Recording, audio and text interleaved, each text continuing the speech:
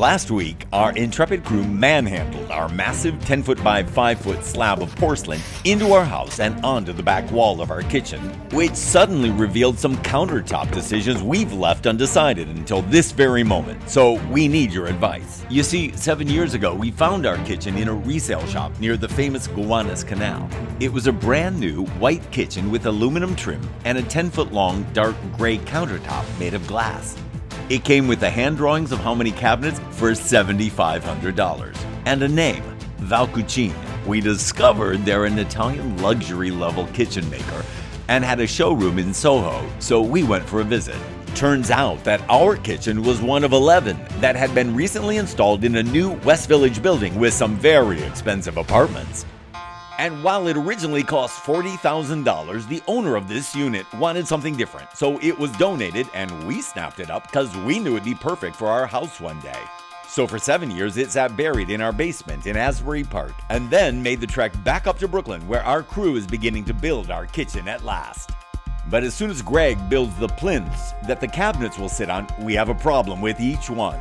On the back wall, we're using a downdraft to vent the cooktop, and it sits behind the oven but pushes them both forward by 3 inches, which was a late change Sean and I made but didn't account for. So our architect Jim says the entire frame and soffit around the living room and kitchen have to come forward by 3 inches too. So that's the back wall problem. On the island where we have our sink and dishwasher, the cast iron plumbing is 10 inches off and needs to be moved back. Yes. After a quick meeting and some calculations, Jim and Greg have a plan and the work continues. The crew quickly adds a 3-inch layer of steel and drywall to bump out the wall. And under the sink, Greg works some plumbing magic. And although we'll lose some space with that tilt, we don't have to call the expensive plumbers back.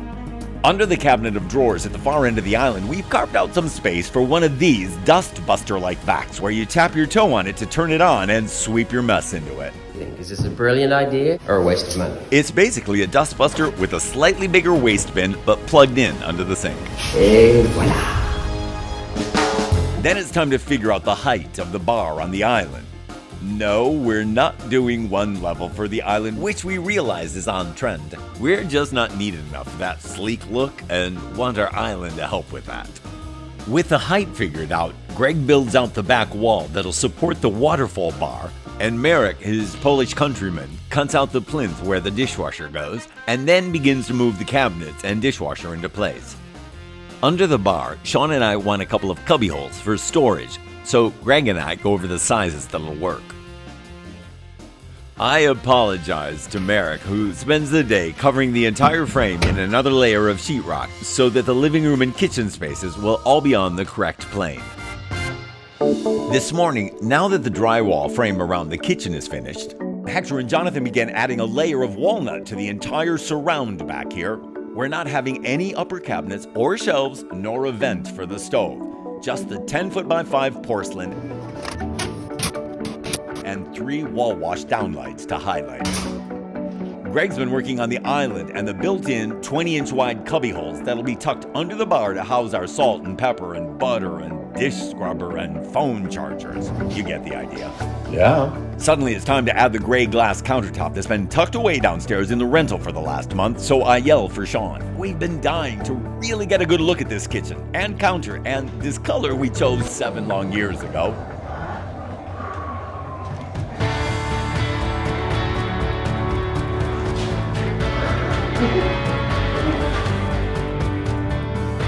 Right. It's a tempered glass countertop wrapped in a solid aluminum frame that matches the aluminum on the base cabinets. Since our carpenter, Greg, wants the new island covered so he can continue working, we quickly give her a shine. To see that steely gray, I found out that Valcucine has been making tempered glass countertops for 35 years, and this is the first in the world made of 100% recycled aluminum and recycled glass. Okay, here's the stone design we need to figure out. The gray glass will only be on this 10-foot section with the dishwasher, sink, and 2 base cabinets of drawers. So that's our challenge. What's the new countertop that'll go with our gray glass and our porcelain slab? We need a stone that'll complement it, right behind it on the bar height waterfall countertop, and we want to use the same stone over there on the back counter of the kitchen, just below the porcelain, so it's gotta look good with that too. The first idea is to find a plain white stone that works with the white in the porcelain, and use that same white on the waterfall counter on the island. Seems safe. The second idea is a black stone to match the veins in the porcelain, which would be very dramatic, and use the same black on the waterfall at the bar. But will the black work next to the gray glass, and are 3 dark countertops too much? Christmas gift. Is there a third option you can suggest? And should it all be quartz? We've come this far, and we don't want to make a mistake on this. Let us know what you think.